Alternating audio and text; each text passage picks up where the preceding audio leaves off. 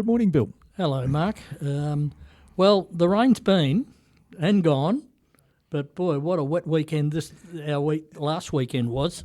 And I hope it went out into Country Vic, because after driving around last week, around Camperdown and those places, which are unbelievably dry, I'm hoping they got a good dose.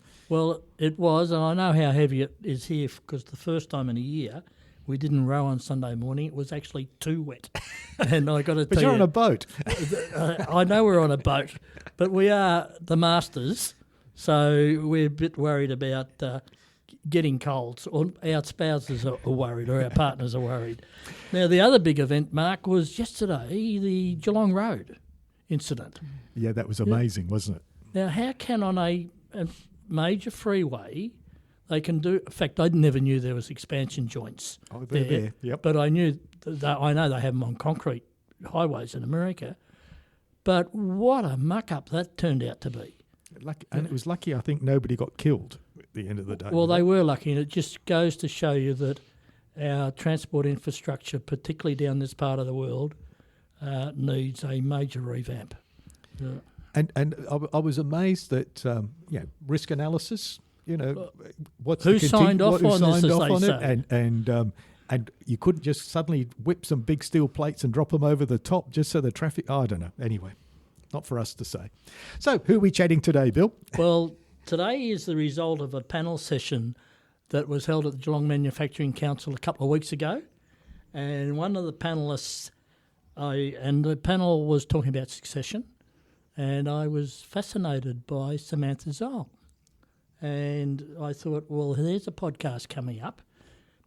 And then when I went and read through Samantha's profile, as you and I often do, and we stalk the internet. On LinkedIn. That's right. And it reminded me of that saying of Forrest Gump. Life is like a box of chocolates. Because when you read through Samantha's life and experiences, it is a box of chocolates, isn't it? So welcome, Samantha. Hello. Good morning. So, first question. Yes. Where did you go to primary school? Clifton Springs. Oh, local. Yes, Clifton Springs Primary School. And high school? Ballerine Secondary College till year 9, and then I went to Christian College in Highton. Oh, good. So my kids went to Christian College. It's a good school. Good school. And we just interviewed Tony Costa. Ex-principal. There you go. College. He's now the CEO of SCADA. SCADA. The environmental company. There you go. So it's a bit of a change. We need to connect you two together. Yes. Yeah. So at high school, yes, did you know what you wanted to do when you grew up, as they say?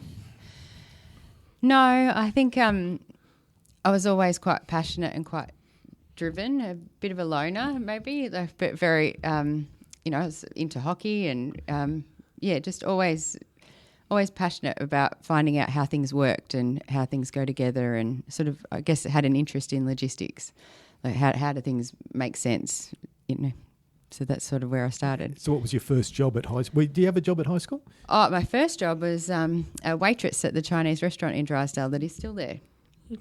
Price of dim sims has gone up a bit, but yes, the restaurant's still there. And that's another... Yeah.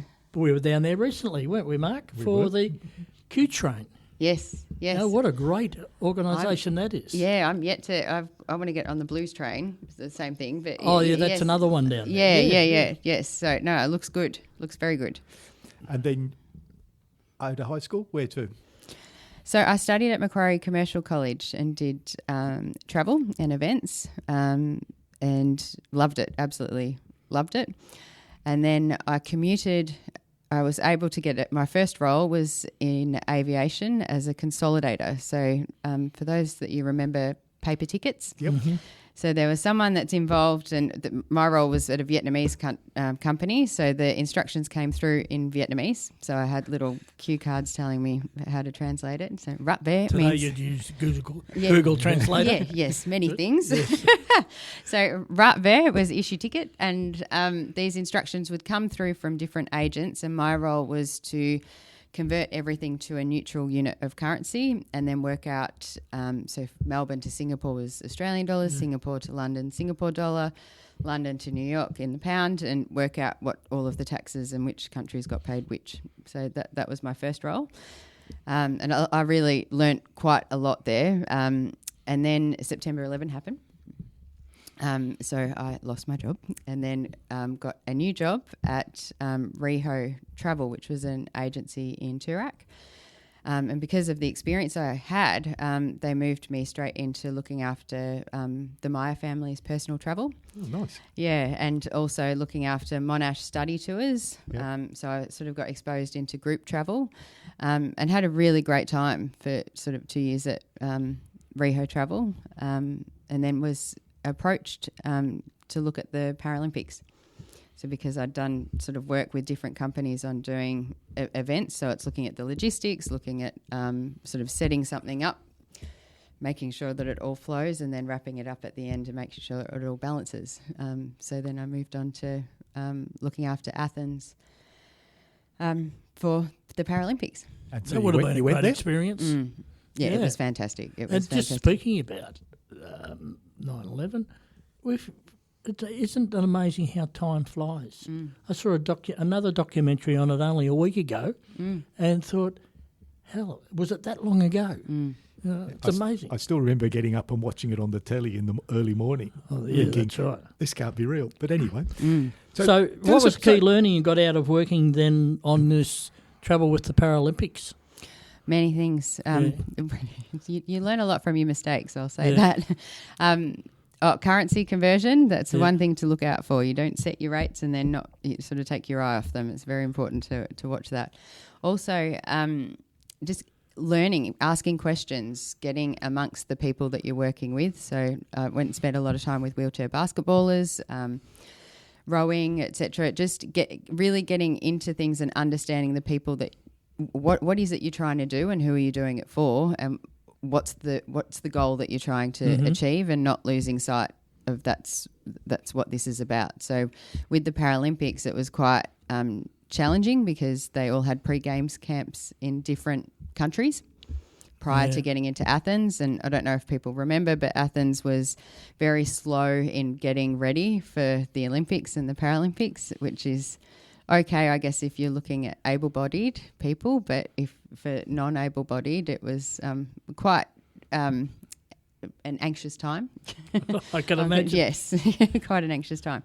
But no, it was fantastic, and that sort of then sort of pushed me into project-based work. So I really enjoyed getting into something, setting it up, learning everything about it, succeeding, and then sort of winding it up and then sort of collapsing in a heap for a month before the next challenge. And then so you left there and you had 2 or 3 different experiences.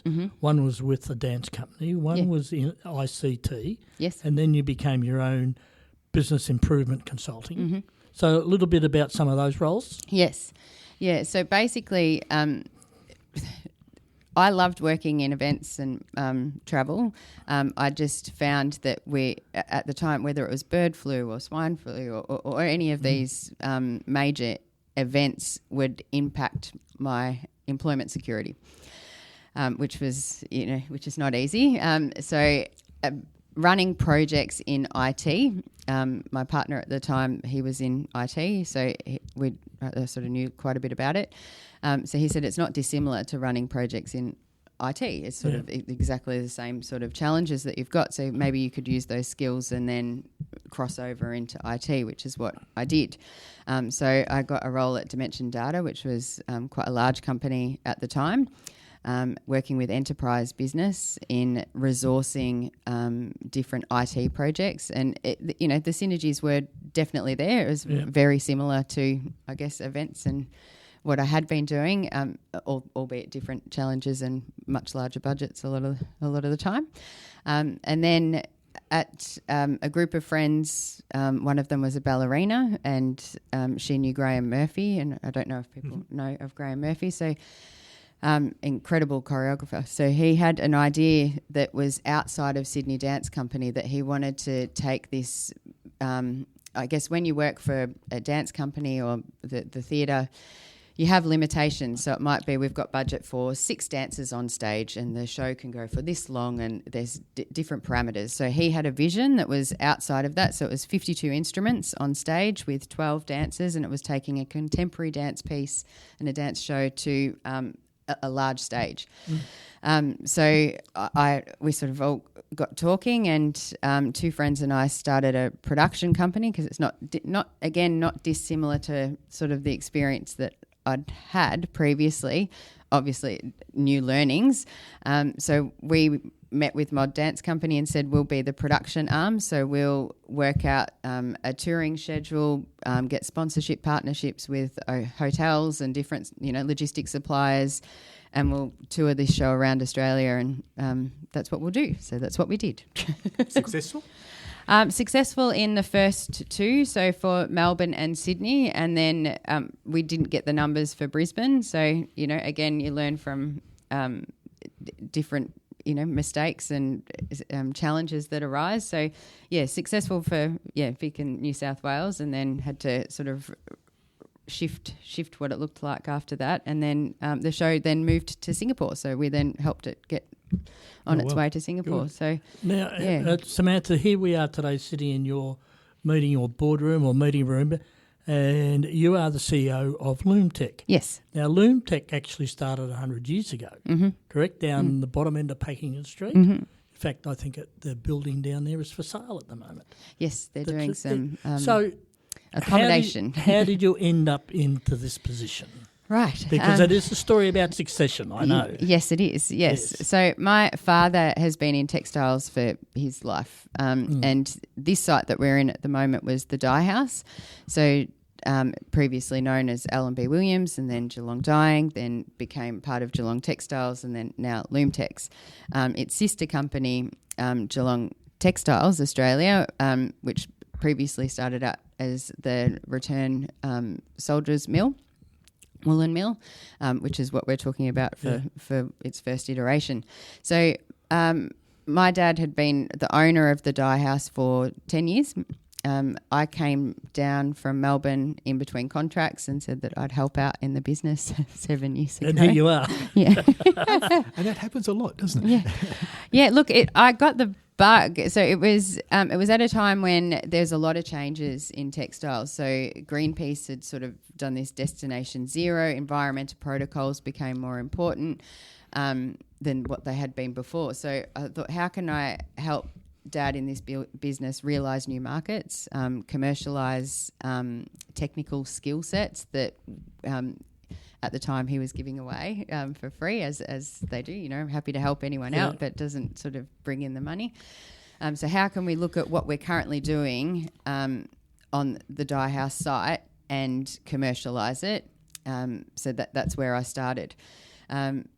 Must say that services and asset-based businesses, or services to manufacturing businesses, it's quite frightening when you start looking at, you need how much money just to open the doors for the month, and in comparison well, to that's why many businesses go under, because capital backing and cash flow management is non-existent. Yes. Cash is king.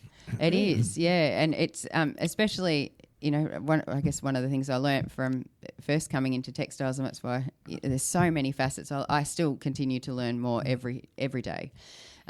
But if you've got an egg for cooking, right, you've got, an egg. An egg can become fried eggs. It can become cake. It can become pizza. There's so many different things. That's not true for textiles. So the yarn that you bring in has a single purpose. So for us, we bring in yarn and it becomes upholstery and furnishing fabrics. You need different yarns for apparels. You need different things. So we're so niche in what we do. You have to be really good and great at what you do it well, add value to what you're doing, and that's how you'll secure your spot in the market. But it's been a journey to sort of understand that and then realise that. So what is your niche? The old saying about you can be... You often ask people, what can you be best in the world at? What are you best in the world at here at Loom Tex? Today, what we are best at is now that we've got the weaving mill, which moved from, as you said, River End to Packington Street to next door. So we're unique in that we've got the weaving mill here and the dye house. So for upholstery and furnishing fabrics, wool and wool blends into fit out. So ideally 3,000 to sort of down to 300 metres turnaround time in 6 to 8 weeks, that's what we're great at. If that's what you need, and that gives us an advantage over any import fabric, because you're looking at 3 to 6 months and your minimum order quantities are 10,000. And they're not familiar and able to do wool as well as what we're doing here. So give us an example of a large project that you've done in recent times. So we're working with the Geelong Convention Centre at the moment. That's good. Yeah, it is. Well, we're about to interview the boss down Rick. there. Rick. Oh, Aylett, yes. Excellent. So we've just done the plenary seating fabrics. So that was done in November. And we also here look at furnishing fabrics. They call it M&E, so movable equipment. So we're not your fixed like carpets. We are like upholstery on chairs, curtains, or non-wovens. Yep. So the next part is the decorative furnishing fabric to cover the acoustic panelling that's going into the plenary hall. So that's our next big piece of work that we're working on right now. And have you got an export market? Yes, we just a couple of months ago put on an agent in the US, and he's doing quite well. So different in that so we normally do a 4-roll minimum. They're looking at, so we're just adjusting our pricing to suit their requirements. Their chemical profiles of how we treat fabrics are different to Australia as well. So we've just worked out with them what that needs to look like. Yep. But fingers crossed we'll have our first order in the next couple of weeks. And tariffs?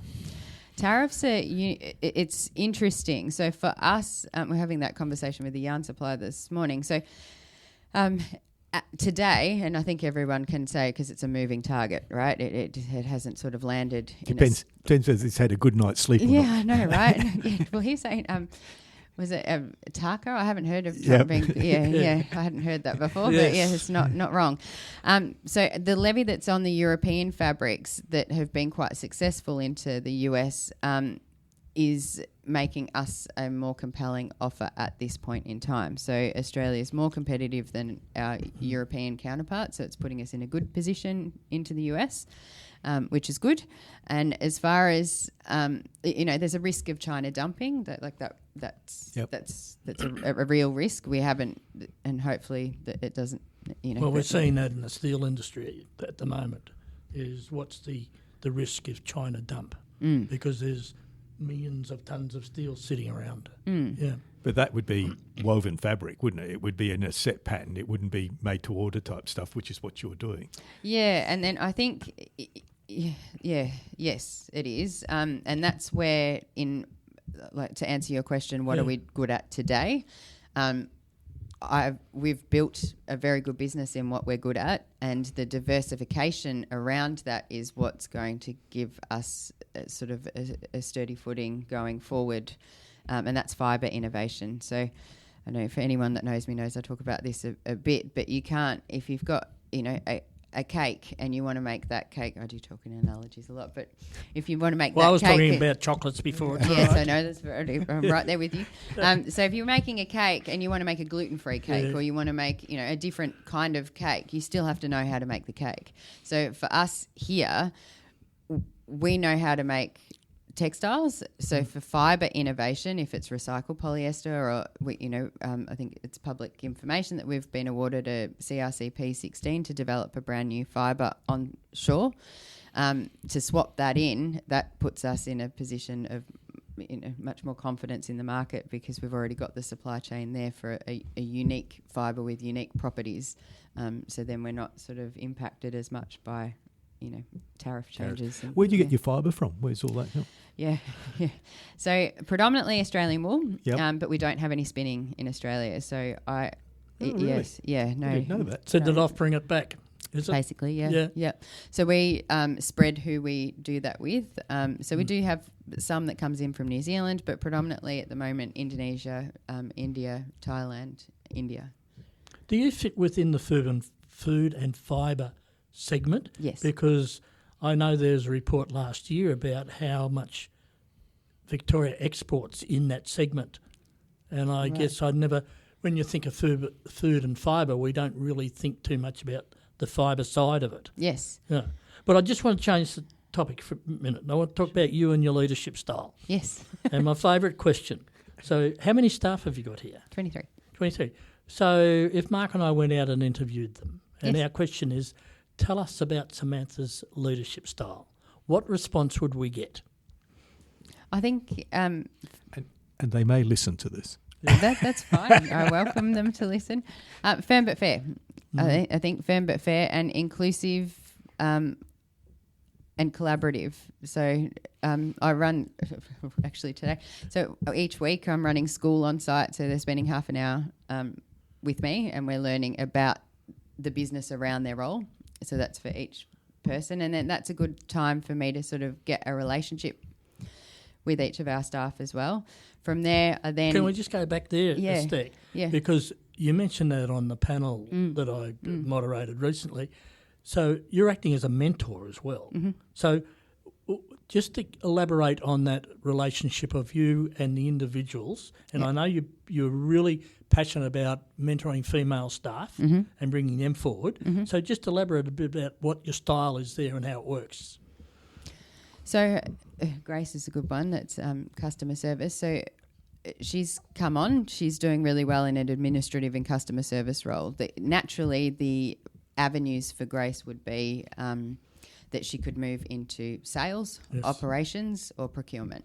So in exposing her to different options, I bring her in to, sales meetings. Yes, she assisted me with lobbying government. We had government on site yesterday, so she came into that meeting as well. I had my yarn agent on site today for procurement. So seeing how she interacts, seeing how she takes on information, where's the most interest, what sort of questionings, how's her understanding. We've worked out that she's got a flair for procurement, and that'll be the next pathway for Grace. So I've said how I've succeeded in my life is by you're not promotable unless you're replaceable. So the first part here is you've worked out your role as it exists today. I need you to document it, improve on it, think about, the power's with you. The options are here. If you work hard and you put in the hours and you put in the attitude, then I'll see that and we'll work together on growing you up and putting the next people through underneath you. Well, that's your internal succession plan, isn't it? Yes. That's what that's about. Yeah. Yes. And I tell you, that is rare, and I congratulate you on doing it. It's very much so. Right, yes. So where did that come from? I've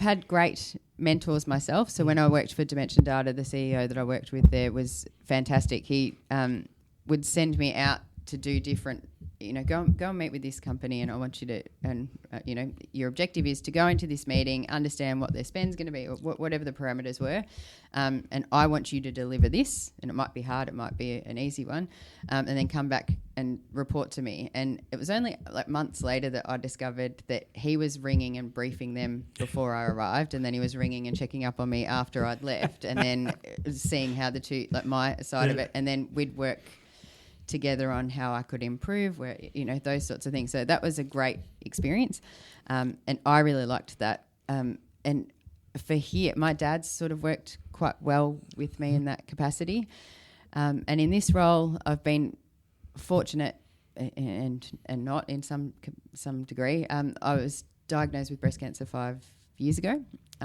It was an advanced breast cancer.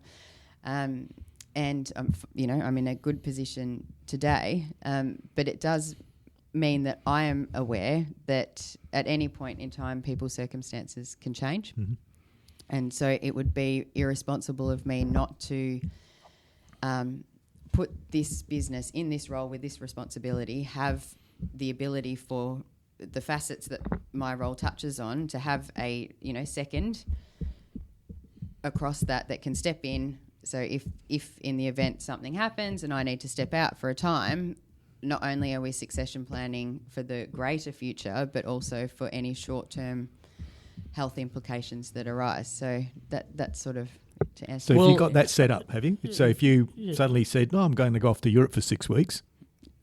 Yeah. Basically. Well, it's a key question I often ask when I'm called into a family business. And the family's working in it, and sort of if something happens, they're in all sorts of trouble. But I just say, right, if you go away for 6 months, What's going to happen to the business? Yeah. Or as I did in a large family gathering once, I put a photo of a coffin on the slide, and their father was sitting down the back of the room. I put him down the back, and I said to the family, "Got unfortunate news. Your father died last night." And they sort of said, "What are you on about?" I said, "Yeah. Now what happens tomorrow?" They couldn't answer it, and this is succession in all forms, isn't it? Well, my dad had a 5-way bypass, I think, a year and a half ago now, and that was incredibly unexpected, as you can imagine. And he was, my work ethic definitely comes from him. I've said, if you can't learn how to be better with it, then what hope have I got? That's right. But he was actually in this boardroom and not feeling too well, and came in next door to my office and said to me, "Right, I've just spoken to the surgeon at St John of God," and he was looking very grey and very skin very grey and very sweaty, and he said he's told me to call an ambulance and get to him straight away. And I said, "Well, have you?" And he said, "No, I've got a list for you first." And I was like, do not ever put me in that position ever again. But and I thought, the way this company was set up in the dye house, I thought that, that would be really crippling. But what it, yes, things took a bit longer. Lead times took a bit longer. There was a sort of steep learning curve on gas contracts and some things that I hadn't had I'd sat in on, but hadn't sort of delved into. But we survived. And people step up. Yes, they do. Yeah, they really do. And it's not often who you think as well. That's right. Yeah. Yeah, because what I also remind family owners is that you look out at and look at your workforce. Outside of work, people are running communities, are running churches, are running sporting clubs, doing all sorts of things that are exactly the same skills that they could utilise at work. And until you point that out to them, they just say, or they think mentally they're just employees, but they're not. They're smart people. Yes. Yeah. So who's your main customer? Who do you mainly hunt down? Yeah, well, who so, do you... tricky one, because for us, our main customers are InStyle, who's a joint owner, and Sustainable Living Fabrics. So that's for the upholstery and furnishing fabrics. Then we have, an array of others. So our core business would be, to interior wholesalers for textiles. So that's where we focus. The dye house has more capacity than the weaving mill combined. So we have the ability to dye loose stock and yarn. So that then opened up, if we can do it for ourselves for weaving, then surely we can do this for knitters. So now we sort of moved into that, so offering the same services but just a different market. But the new one at the moment is the fibre dyeing, because there is no other facility in Australia or New Zealand that can do that. That's where I've got sort of about 4 major projects sitting at the moment for varying sort of end users. A few NDAs, so I can't talk about them yet, but very, very interesting projects that will be large volumes that would sort of add another third. So what would it be used for? What sort of product? Or you can't mention it? No. So I'll try.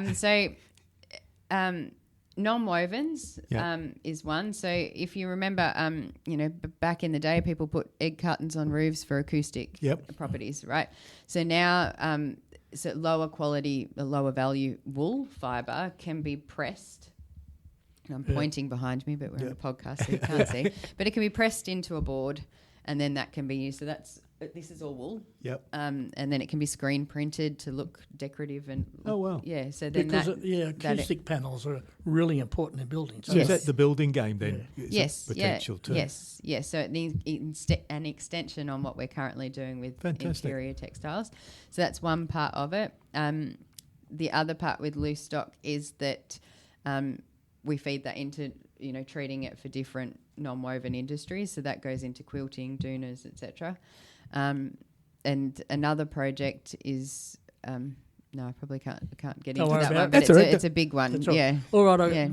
I've got another question, circular economy. Yes. So how are you able to, I guess, implement your business into the circular economy? Because we've all seen the issues around particularly clothing. Yes. You know, Shocking. Yeah. And so what's your take on that? Yeah, so very passionate about this space. So for us, we're a toll manufacturer. So we're one stop along the journey to becoming a product. So that means that we can't sort of participate entirely in closing the loop, but for what we do, we play a big role. So for us, environmental product declarations in the chain of custody from like fibre or farm through to fabric is incredibly important for our customers. So being able to map that and looking at carbon emissions from farm through to fabric. So I just did a project with University of Melbourne, their School of Engineering team, and we've designed, I knew that procurement for government this month is basically putting out a policy that says that any procurement for projects above $1 million, you need to be able to provide your environmental product declaration. So for the past 12 months, we've been working with University of Melbourne on developing an Excel tool that maps our carbon emissions for every metre of fabric or metre of yarn that's manufactured throughout the facility. So that went live 2 weeks ago. So that maps not just the farm, like fibre, it looks at all of the chemical processing along the way as well. So whether it's mulesing, and I hope I don't have to get into what mulesing is, but mulesing is... All right, I know all about it. Good, yes. Excellent. Okay, so for our green buildings, because we specify, we provide fabrics into buildings, the green building codes are sort of a lot more... have a lot more to them than apparel. Yep. So for us, it's not just enough to say non-mules. We're actually looking at the chain of custody of the ectopesticides on farm and taking core bale samples all the way along from yarn through to fabric, making sure that the dicyclonol levels and all these sorts of things are not, eradicating biodiversity because we're not mulesing anymore. So all of these things are mapped. So that's our environmental footprint. Any byproduct of manufacturing for us on site has a sort of a pathway. So I looked and we had, 2 massive skips on site that were just getting full of fibre and different things. And I have spoken to government about this, but it's 26 cents a kilo for us to have someone just throw stuff into a skip and then it miraculously, they can't pick it up, it disappears and we don't think about it again. So it takes purpose and it takes time to look at channels. So we've everything except for bale straps, we've reduced our skips on site to now a small skip. Everything else has a pathway. So it means that I've got staff that are separating all the different, pallet wrap, plastic, soft plastics, our plastic cones, they all go to GT recycling. Our soft textile waste gets shipped up to Queensland to Sealy and goes into mattress toppers. Any cotton rags go to mechanics around the corner. So it's the ultimate in traceability. Yes, exactly. That's really cool. And it's so I'm doing some work around the corner from here with a metal company. Yes. And a container arrived at the beginning of the week, and I went and had a look at it this morning as they opened it up, and I looked in there and I thought, this is full of all this steel, particular type of steel. And I thought to myself, no one has any idea where this was made, where it came from, and all the rest of it. It was just, and you sit there and you look at it and say, well, how can you trace it? And hopefully maybe AI can help us there, Mark. You never know. Yeah. So who knew that yarn coming in one door, going out the other door is so complex to make it green and sustainable and... It's amazing. I think it's absolutely fantastic. Yeah. So how do people find you? What's your website? loomtex.com.au. Okay. And that's Loom Tex. Yes. Yep. And you're situated down in Breakwater on Boundary Road. Yes. Yeah.